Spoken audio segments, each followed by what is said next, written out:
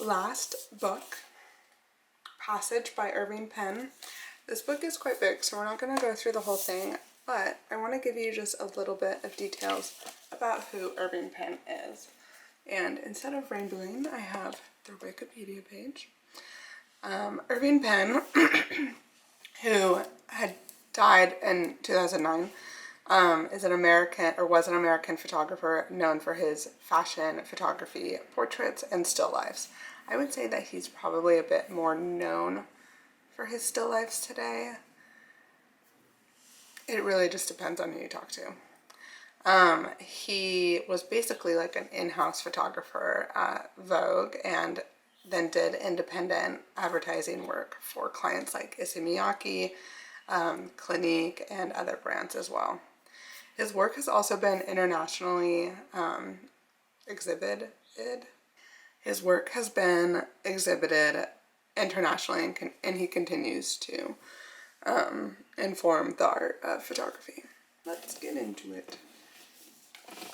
So, Irving Penn's Passage book, the description here says, at age 74, reflecting on a career that spans more than half a century, one of the foremost photographers of our time has brought together this book for the images that most powerfully speak to him over the years.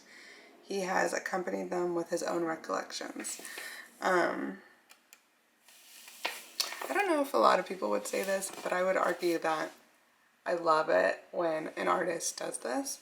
I feel like we do have books from a lot of artists throughout their lifetime, but I don't feel like there's kind of like a nightcap, like a, I don't want to call it a death book, but someone that is still alive and they get to recount their career in a book like this. So it's really special that we have this.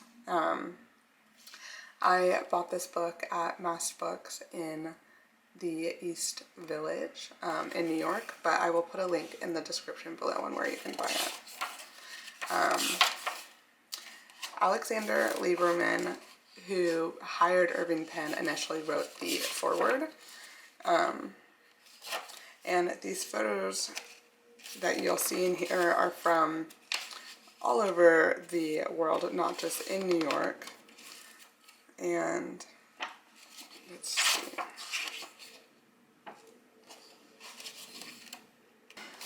We will start off right here.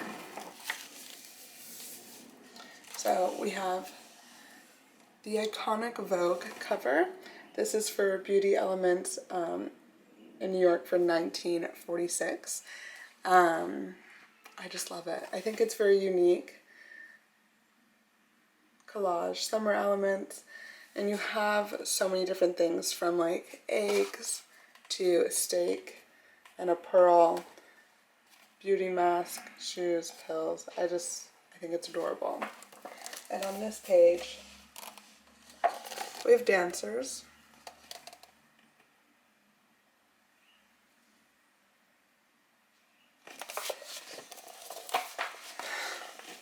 It's a heavy book. The thing with Irving Penn is that he has earned his right to kind of be where he is, like who he is. I used to work with this photographer who studied under Penn for a few years, and he was always telling us stories about what it was like to work under him, and how one time he went to like lift the camera sleeve over and was setting something up, and Penn was like, "What the hell are you doing?" Which, if it were me, I think I would probably stutter a bit and be like, "Oh my God." But, you know, it's just a learning experience. Everything I've heard about Irving Penn it's always backed in respect. There, you know, even in the harsh moments, it was always backed in respect. This is one of his, I think, most notable still lifes, or like the type of still lifes that he would do. It really, and so instead of, he kind of changed it. Instead of people like going to a bar and photographing like just how the table was or what is going on, Irving Penn kind of took it upon himself to build these miniature sets of what the scene is, if that makes sense. So we have here After Dinner Games, New York, 1947, and you can really see that there's chess, there's dice, there's cards, there's a wine glass, like, you know, or a shot glass, espresso glass, and then you have an espresso cup. So you can see, obviously, he's telling a story in a very small setting, but you know exactly what it is because you've been in that setting in real life, you understand it, and I think that's really wonderful. We also have this one as well. This is known as Salad Ingredients, and it was taken 1947, and it's the same thing. You have the lettuce, you have the dressing, the salt, the lemon, the garlic or ginger, whatever it is. Like, you know exactly what is going on, and it's telling a story without kind of being the typical like food recipe pages of that time. So now we will get into kind of his portraiture work, which I think is fabulous. And I have found a lot of inspiration throughout my own work to do what he does. And when he was doing his studio photography, because he'll do like on location or street photography, studio photography on stills and on figure, which like portrait shots. So one of like my favorite methods that he has was he would build these kind of massive walls and corners and then stick people in them, as you can see. And I think it's just like from the, you know, viewer perspective, you're immediately like zoomed right in on the subject. And it also gives so much flexibility for people to be themselves in that space, to kind of dress as they dress and wear pearls, or to have an elbow up, or to sit legs crossed or sideways, however you please. There's one portrait, I don't know if I'll see it.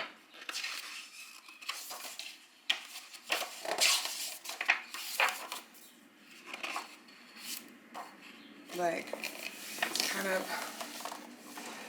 here at the bottom we have Louis Armstrong, and you can see of like, we have this draping here, he's got his instrument, and it's so different than the other ones that we had just looked at where they're just standing there. I hope this is like coherent for you guys. Irving Penn also photographed women nude, but it wasn't so much the same as Helmut Newton was. Penn's photography was a bit earlier, I would say. So we have a woman here who's known as a sculptor model. And you can see the shape and the musculature and the femininity behind it. But I wouldn't say so much that it was as striking as a controversy as Stephen Meisel in Madonna Sex Book or Helmut Newton. So I think what really put Penn on the map was his fashion photography and his still life, which you can see. I know everyone has seen this before. This is a Vogue cover. It's Jean Paget, 1950 New York. And here's the actual cover. Stunning.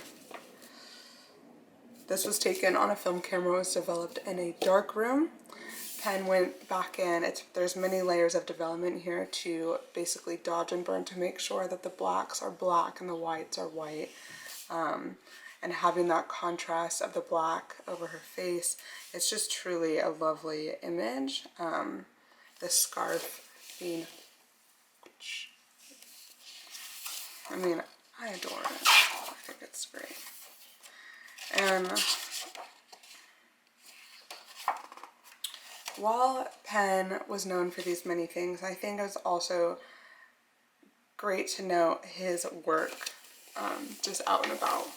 We have in 1951, it says, in the late summer of 1951, I photographed in France along the Seine with long telephoto lenses, making sentimental painterly images of Frenchmen fishing on Sunday.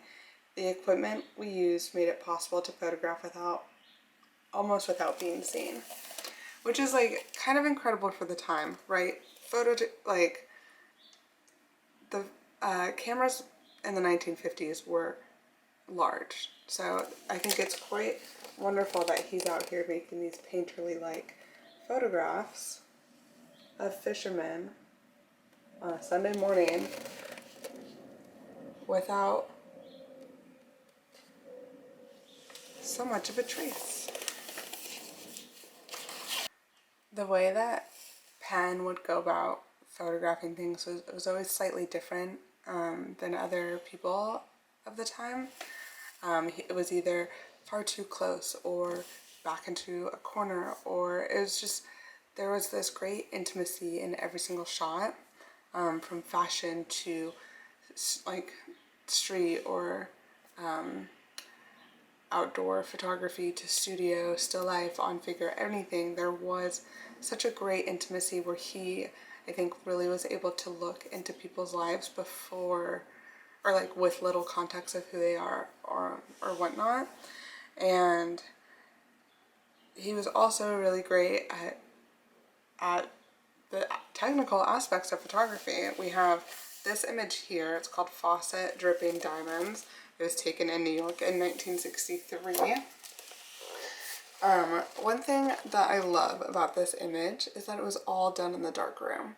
So there's no like Photoshop digital aspect of this. Everything was done in the dark room. So it was like, how was it laid out? How was it photographed?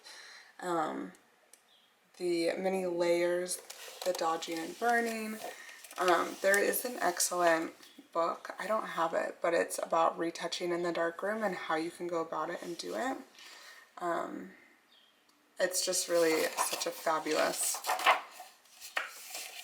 thing. It's so hard to do and to get the exposure right and the amount of test shots, and it's a timing because you need to develop each strip to know. You don't have that split second where you can go and look on the screen to see if you got the shot correctly. So it's a lot of patience, which I love.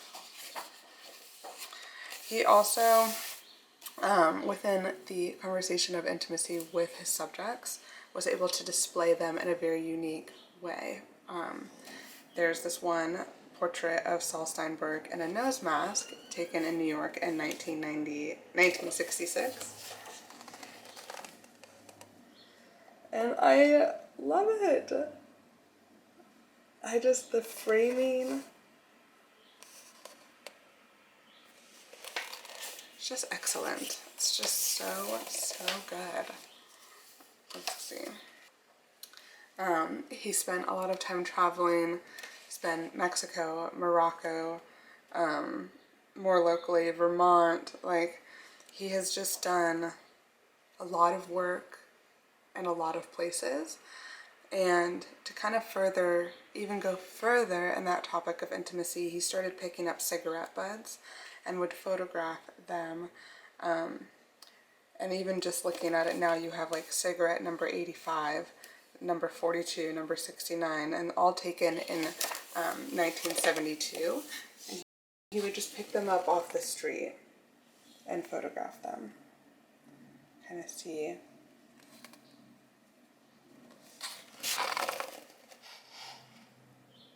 Yeah. It's fascinating. Stunning. You can see every grain of dirt.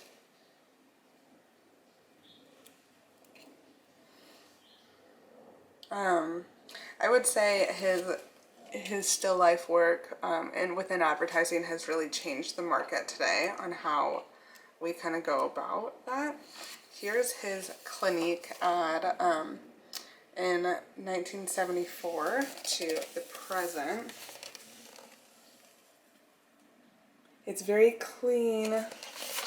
It's very clean, it's very simple, it's very elegant for skincare. And that's the end of the book. Irving Penn has many books. This one is just about his life, and I left a lot of stuff out. So it's definitely notable. I'll put in the description below on where you can buy it. But I think just know that their vision, they've kind of scoped about how the industries across fashion, beauty, advertising, marketing, from commercial to editorial, they have held such a deep influence on it. And for you as photographers, as people that work in media, as fashion individuals, for you to know how a garment is photographed, how a garment is marketed, it really is all one. As you can see with those Clinique shoots, they look very similar to his other still life work, and it's very clean. It's like it's the bigger picture. So I think it's a really unique thing that we're seeing across all of the photographers, is that the concept spans throughout, and it's just, you know, I mean, you can say it's a formula, you can like say there's a code or an equation to all of it, and I'm sure you're right, but it's just a really fabulous thing to be able to look back and see some of that. So stay tuned. I'm thinking next week maybe I'll do a day in a life. I don't know, but I hope you enjoy your day. I hope you enjoy the week, and I hope you enjoy your life. I will talk to you soon. Bye.